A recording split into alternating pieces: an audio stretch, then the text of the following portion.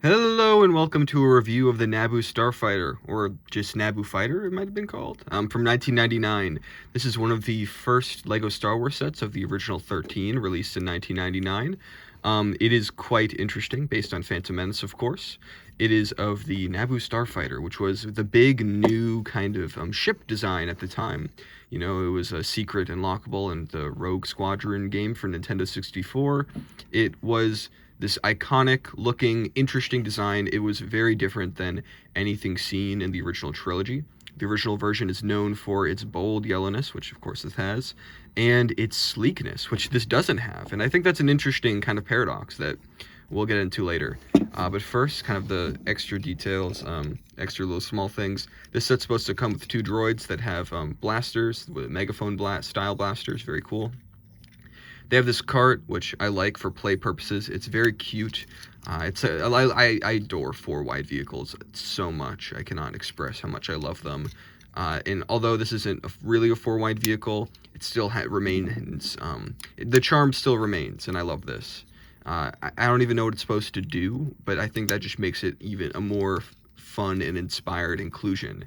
It's just this strange little doohickey that the droids can use, or Anakin can use, because there definitely is play features around the idea of quote-unquote fixing the Starfighter, which a lot of LEGO Star Wars sets and even space sets kind of had, where, you know, the idea is kind of, you know, a way to kind of make it so you can have play features while still retaining the whole model and everything, is by having parts be removable, and that's kind of the idea. The Gungan sub also had that.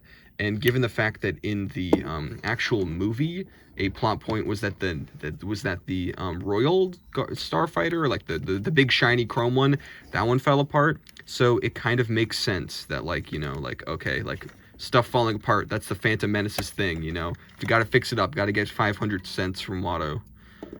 So yeah, these turbines come off like this. You know, you could also just say that's just how they decide to attach it, which, you know, I guess could be right. But otherwise, you know, you could also argue that this is very clearly intentional. It's a play feature. It's fun. It adds something to the set. I don't think any other version of this set has this in this specific way, and it's held up. What hasn't held up is this. Underneath there is, I guess, a little shooter device. It's connecting this little these bunch of little pillar pieces.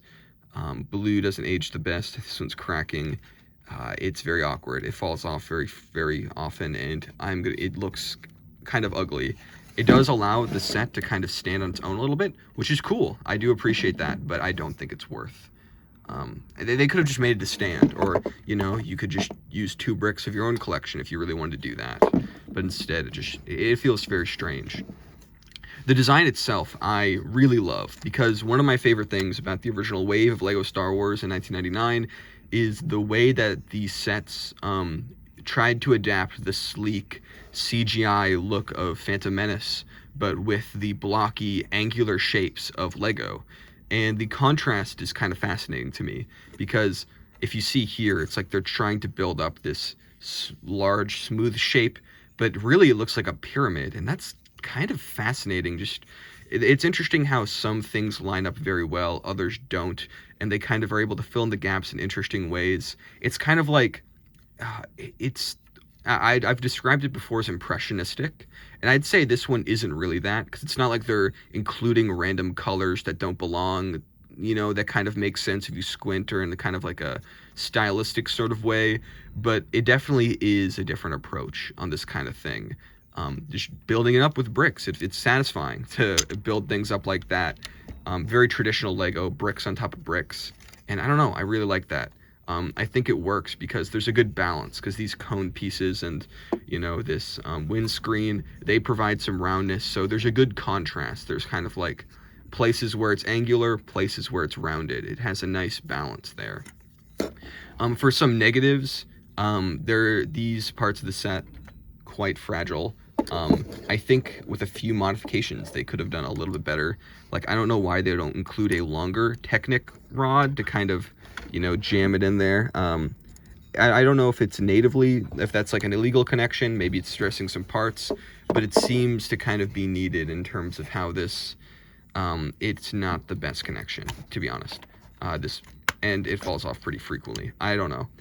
This is another random part that's wrong. Is this is supposed to be a longer piece, which I'm sure would, be a little more fragile. But this is another one that's put on with the Technic pin right there. The set has space for R2-D2, which is cute, of course. Yeah, sorry for the noise there. I guess we can look at the original R2-D2 because I like him. So this is was their first attempt at depicting R2-D2, and an interesting thing about this is that they hadn't really printed on domes before, because why would they? It's kind of an obscure piece for them to have done at that time, especially considering the kind of stuff Lego tended to do. So they had to do it, and they couldn't print all the way. So you have this strange appearance where, the R2-D2, the printing part, it's really nice, but it just doesn't go down far enough. But in my head, I grew up with this, R2-D2. This was like the version of him I knew over all others. So to me, this is kind of what R2-D2 looks like to me. I've never, it's always been this. So it doesn't really bother me. I don't think it would either way. It's just kind of an interesting kind of example of like being indoctrinated into the way something looks and then preferring it based on, the way you first understood it versus maybe what it ideally could be. The printing here is also fantastic. I think they don't get enough credit for just how interesting the original R2-D2 was. This whole format, these legs were new pieces. I believe the rocket sort of deal right here, that might have been a new piece. But it still felt pretty Lego-like, especially with like it being a Technic pin connection. Like, it's interesting there. Like, I don't know. It feels it's not exactly like an animal design, but it's still very distinctly Lego for what it is. And I think this R2-D2 stands separately. And his little section there has some grilled tiles. It feels very deluxe. He's definitely comfortable in there. For Anakin, this was 1999, so they did not have short legs. So they gave him long legs, which, it's fine. I actually quite like it. I think it's just interesting looking. Like, again, this is an example where this is the version of the character that I knew before I knew the version in the movie. And it's kind of feels very different to me. Like, Lego Anakin and like the little kid we see in the movie are very different. Of course, you have his little necklace there. It's a very, very simple print, but it's actually basically perfect, nothing could really be done here, and it feels complete. It feels airtight, almost like a classic space design. His face is kind of interesting. He has little freckles. This condition of him is very new. It feels just really good to touch him like this. that sounds so wrong, but it feels good to hold like new quality minifigures, from this time. Just these kind of icons, just holding them, There's something about it. It just feels nice to hold. It feels complete. It's like holding a classic spaceman. And like, I don't know, it also being all the connections being very well defined, that it's also really satisfying. His helmet's supposed to be brown, but it is light gray on my copy. Oh well. And yeah, he goes in there, a nice little cockpit. There's supposed to be a printed console piece there, a really nice one actually, but I don't have it. Luckily, this set has a lot of fantastic prints, so that will not be an issue. Like this, they would never make that a print nowadays. This is like prime sticker territory, where it's like this little detailing. There's no way they would ever be able to find a use for that again. And this print, I love this print. Like, look at that, that's incredible. It's very silly looking, but also it's cool. It adds a lot to the set. You could use this in different contexts too. It's just very interesting, especially being on a yellow slope. Very versatile there. And I guess that's most of what I have to say about the Naboo Starfighter. 1999 Lego Star Wars was killing it. It was one of the best themes Lego had ever made at that point. The sets, each of them, are so unique, so interesting. They don't feel compromised in terms of being Lego products. This set, I'm sure, had tons of great alternate builds.